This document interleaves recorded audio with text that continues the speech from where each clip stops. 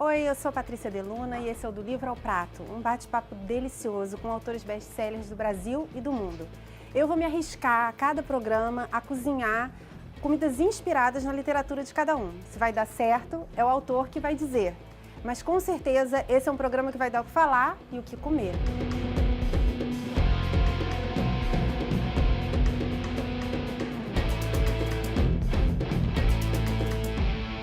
Gente, eu estou aqui com PJ Pereira, o autor de Deuses de Dois Mundos. É uma trilogia, o livro 3 está sendo lançado essa semana. E eu vou cozinhar hoje um prato que é inspirado nesse terceiro livro da trilogia. Orumilá, o maior adivinho de todos os tempos, viu seus instrumentos se calarem.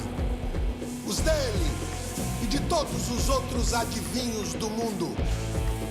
Os imortais então ordenaram que Orumilá recrutasse um grupo de guerreiros.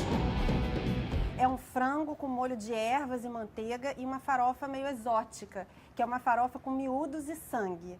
PJ, eu queria que você contasse pra gente quem cozinha pra quem esse prato no livro, assim, em que contexto? Esse prato acontece nos primeiros capítulos desse terceiro livro, quando o personagem principal, que chama Newton, ele tem que fazer ele é um gourmet, ele gosta muito de cozinhar, gosta muito de comer, ele tem que fazer uma oferenda para o orixá Exu, que é o orixá das encruzilhadas, só que ele não vai fazer do jeito que todo mundo faz, ele vai fazer do jeito dele. Então ele prepara um frango de um jeito mais especial, ele faz uma farofa com todos os elementos que ele deveria fazer, mas ele dá o toque dele de como que isso ele imaginaria. Então esse prato aparece lá nos primeiros capítulos e eu tô curioso agora de saber como é que ele vai ficar. E o Exu gostou? Ficou satisfeito? Ele gostou. Então, hoje a gente vai descobrir se o PJ vai gostar também, porque ele nunca comeu essa farofa que ele inventou com sangue. Mas eu vou começar pelo frango.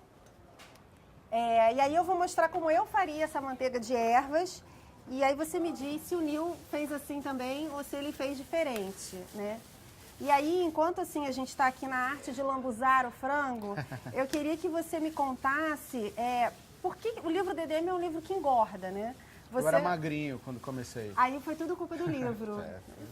Acontece que, para quem não leu, ele vai citando várias comidas maravilhosas e restaurantes. E eu queria saber se você começou a ir nesses restaurantes porque você queria botar no livro ou você adora comer e aproveitou? Foi meio a meio, assim. Eu comecei a usar minhas notas, minhas anotações para começar a escrever, mas depois, quando chegou na metade do segundo livro, eu falei assim, não, eu preciso de mais referência. Aí o livro virou uma desculpa para ir em mais lugares. Agora, isso aqui é o trabalho, eu vou nesse lugar para experimentar, porque eu tenho que fazer um capítulo sobre esse assunto aqui. Então, eu vou começar aqui a lambuzar esse frango, que ele já tomou um banho de limão de 24 horas. Vou lambuzar ele de bastante mostarda, né? Agora, uma coisa que eu li que eu achei assim, muito legal, eu queria saber por que você sempre lê Nelson Rodrigues antes de escrever o Nil? Porque para começar, o Nil é um jornalista, né? Ele é um jornalista uma personalidade muito dura, assim, muito crítico. Ele não é uma pessoa que gosta de gente. Eu precisava achar o tom diferente. Eu sempre gostei muito de Nelson Rodrigues. Um dia eu fui ler o Cabra Vadia, que é uma coletânea de algumas crônicas dele. Eu falei assim, essa aqui é a voz do Nil. Se ele escrevesse hoje, então ele falaria mais ou menos assim. Então, claro que tem uma adaptação do tipo de linguagem, mas o jeito que o Nelson Rodrigues vê o mundo é uma boa referência para o jeito que ele escreve também. Então, agora, quem sabe disso, olha e fala assim, não, eu reconheço um pouco disso aqui. Claro que eu não escrevo como o Nelson Rodrigues, porque ele só teve um dele, né? Não, mas eu achei que funcionou, sim. Eu acho que ele ficou um personagem bem ácido, assim, com humor um tanto negro, às vezes. Tem um monte de gente que odeia ele, provavelmente por causa disso também. Como odiava o Nelson Rodrigues também. Então, olha, o que eu coloquei na minha manteiga de ervas, né? Botei salsa e cebolinha, botei um pouquinho de sálvia, manjericão, orégano, alecrim. O cheiro tá uma delícia. É mais ou menos como o Nil fez. Acho que era isso aí. Agora que tá tudo já bem misturado, agora eu passo no PJ. Mentira, gente. Vou passar no frango. Vou tirar os óculos. Vou lambuzar o frango. Então, outra coisa que eu achei muito legal, que eu li que o livro tá indo para Nigéria. Sim. E eu, assim, eu pesquiso religiões e eu sei que tem alguns lugares da África que perderam tanto o culto, né? Que no Brasil, em alguns locais, você mantém mais a tradição do que lá. Tem né? muita coisa que os africanos vêm para o Brasil para resgatar pedaços da tradição que desapareceram lá, que as guerras destruíram, que foi perdida, porque é uma tradição muito oral, então é uma tradição oral. Quando se morreu muita gente de uma vez só numa guerra, se perde um pedação inteiro da informação.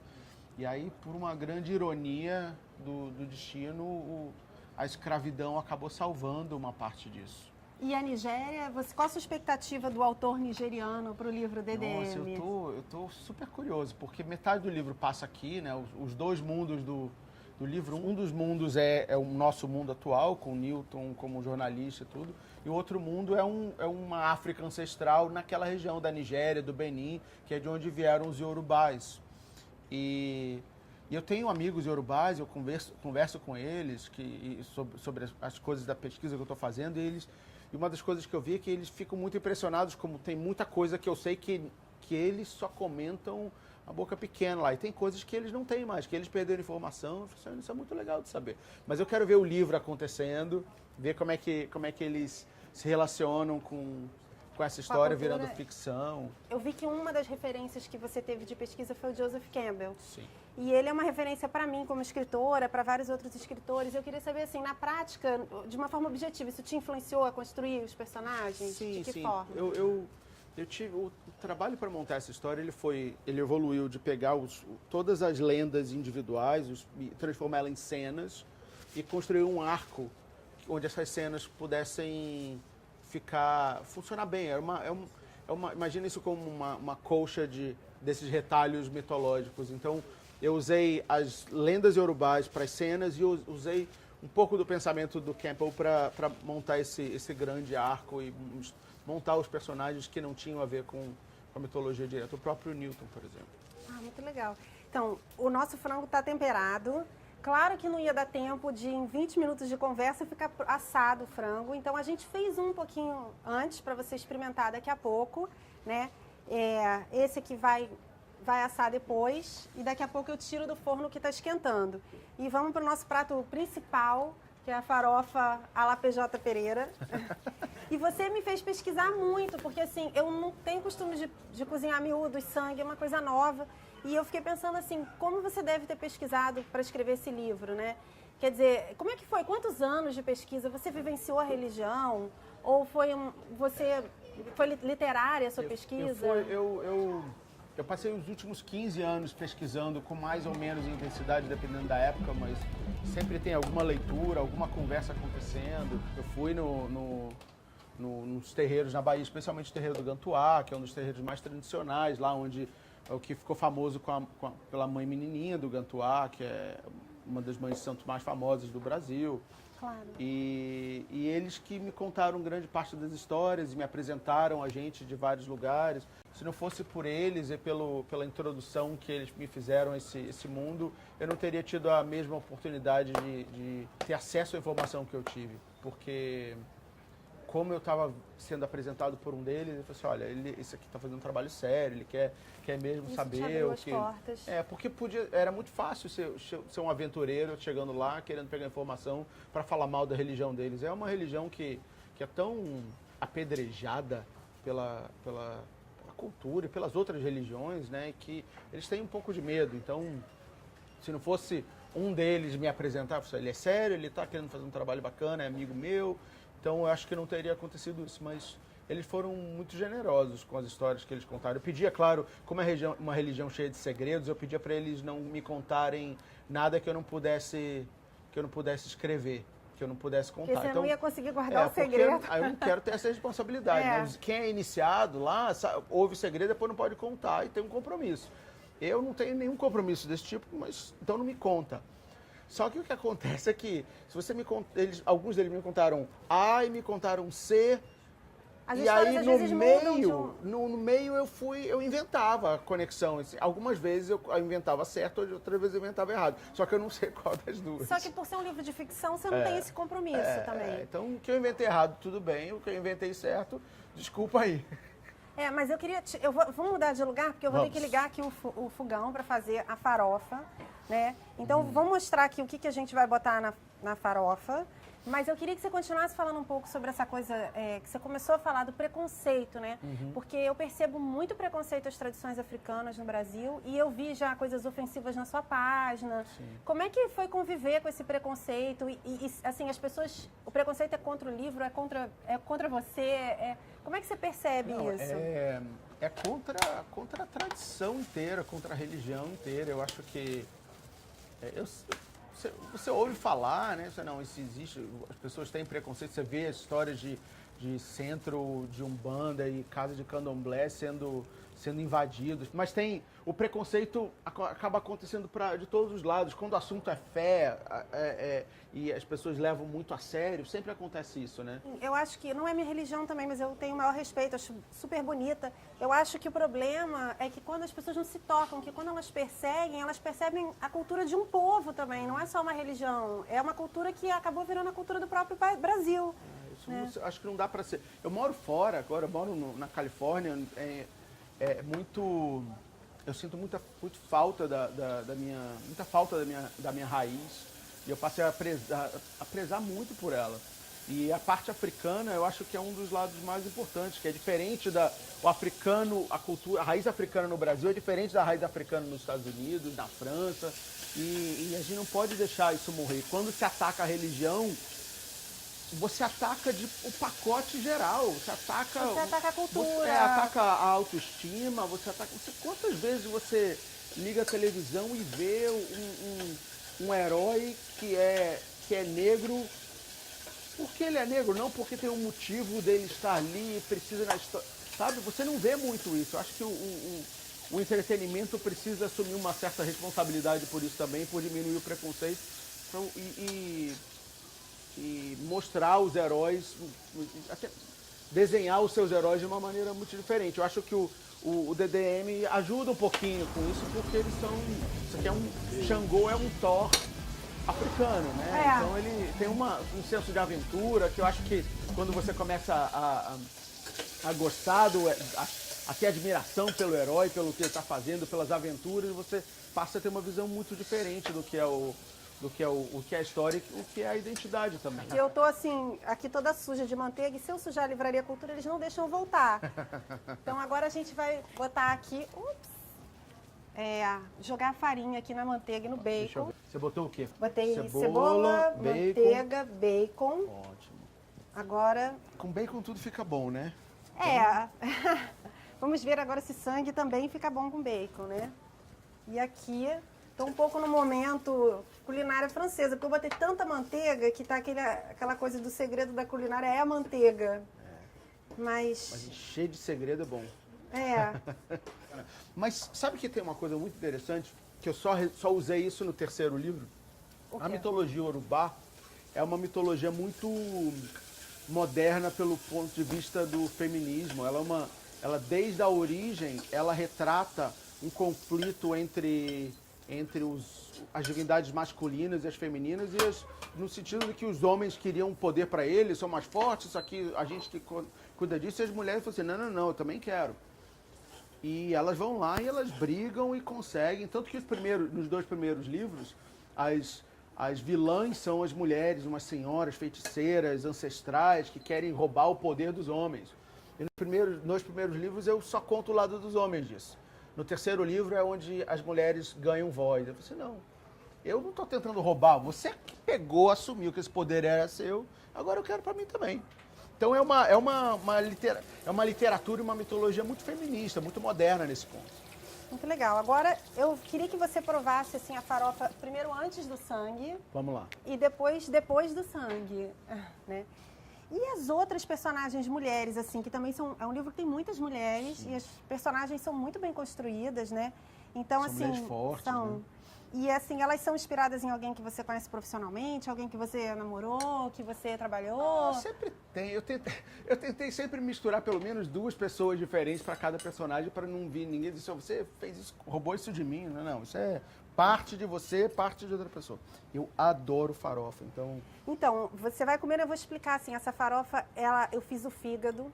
Isso aqui é o que são esses pedacinhos? Os pedacinhos é o coração que foi ótimo. assado junto com Coração a de galinha, galinha. coração de galinha, que foi assado junto com a galinha, porque ele é mais durinho, ele precisa de mais tempo assim para cozinhar. O fígado que eu passei agora na manteiga de ervas, né? O bacon com cebola, aí joguei a farinha para fazer essa farofa e aí tudo junto e misturado. Vai falando, vai falando. Tudo junto, misturei tudo. E aí, ficou legal? delícia. Gente, o PJ gostou da minha farofa. Agora vamos descobrir se ele vai gostar com o molho de sangue de galinha. O negócio é... Esse eu acho que é igual, tipo um dendê na farofa de dendê, só um pouquinho, né? É, mas esse sangue, assim, eu botei vinagre nele, né? Ah, legal. Pra ele não empedrar. E assim, por falar em tudo junto e misturado, uma coisa que eu pensei muito lendo sobre você é como é que consegue arrumar tempo para ser pai, escritor, publicitário? Como é que administra isso? É difícil, mas tem...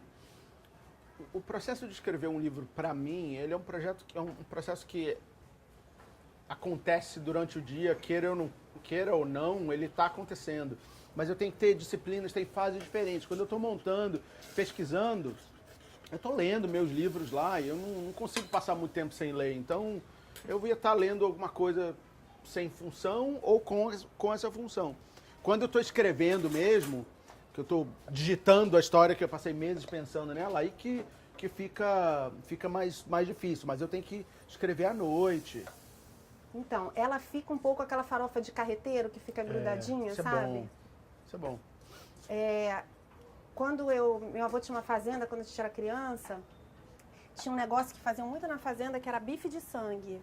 Pegava o sangue temperado da galinha, não botava vinagre, e aí ele ficava uma coisa assim, durinha, tipo um bife mesmo, né? Mas aqui a gente colocou o vinagre para ele não empedrar. Então, tchan, tchan, tchan, tchan. Fica um cara de feijão, né? Fica com cara de feijão, Parece farofa com feijão. Pode ser sincero. Porque a culpa do sangue é toda dele, não é minha, então... Eu gosto.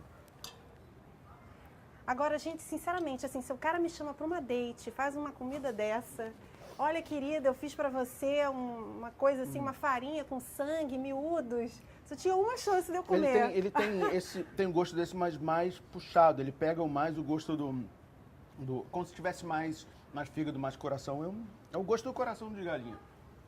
Então você gostou? Adorei.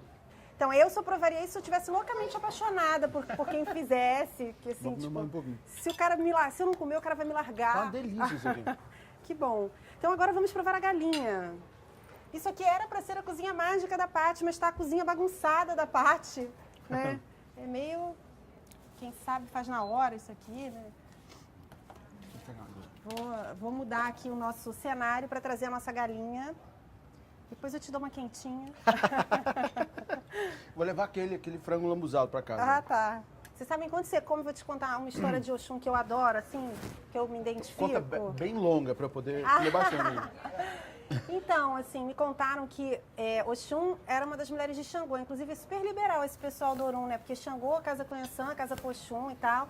E que aí Obá vira pra ela e fala assim, eu queria conquistar Xangô. Aí eu, filha de Oxum, já penso assim, cara de pau, quer conquistar o seu homem e te pergunta como é que faz? Se fosse eu na panela, já jogar a comida na pessoa. Mas Oxum muito esperta, né? Vira pra ela e fala assim... Olha, eu tenho uma ideia ótima para você. Eu vou te ensinar um prato maravilhoso. Você corta a sua orelha e joga no prato. Que ele vai adorar esse sacrifício, porque ele é um guerreiro e tal. E aí ela faz isso e quando Xangô vê a orelha no prato, ele leva um susto, deve ter achado a mulher doida, sei lá. E mete o pé e não volta nunca mais. Sabe como é que ela convence o Bá a fazer isso? Ela põe um turbante, finge que cortou a orelha dela, pega um cogumelo gigante, pega uma fatia do cogumelo, olha, e põe na ela sopa. Então, quando a Obá olha, ela vê o cogumelo ali dentro e acredita que é uma orelha. Olha como ela é. Então tem uma... Aí ela serve pra Xangô e Xangô adora. Por isso que Obá fica convencida, porque senão ela não tinha nem confiado. Eu falei assim, nossa, ele realmente gosta disso. Aí um dia ela vai e faz esse sacrifício. Corta a orelha, põe e Xangô põe ela pra correr. Coitada, quer dizer, ela faz aquele sacrifício, o cara ainda põe ela pra correr, né? Então, do livro ao prato, quer dizer, se você não aprender a cozinhar, você vai aprender umas histórias. Ó, né? Mas essa aqui vale a pena, viu? Então, PJ, sabe o que eu acho que a gente podia fazer agora? Um brinde Aos Deuses de Dois Mundos. Tem uma né? cachaçinha aí? Tem uma cachaçinha em homenagem ao livro. Eu tenho uns copos aqui super legais que são da marca Geek, né? Eu pedi do Batman, porque eu sempre quis pegar o Batman, desde pequenininha e tal, mas não rolou, assim, não conheci o Batman. Mas tem o do Coringa, eu quero do Coringa. Qual que você quer? Deixa eu ver. Ó, esse eu não sei quem é. Eu pego o pinguim. Seu. Meu.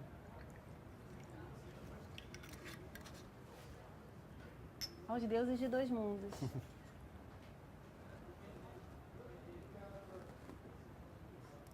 Então, eu queria... você vê como ele é rápido. Eu também um gole, ele já virou um negócio. Então, gente... assim. Calma, gente, estou me recuperando da cachaça, bebi de verdade. Então, queria agradecer ao PJ Pereira. Eu adorei os livros e super prazer estar aqui com você. Prazer é E meu. eu espero vocês no próximo do Livro ao Prato.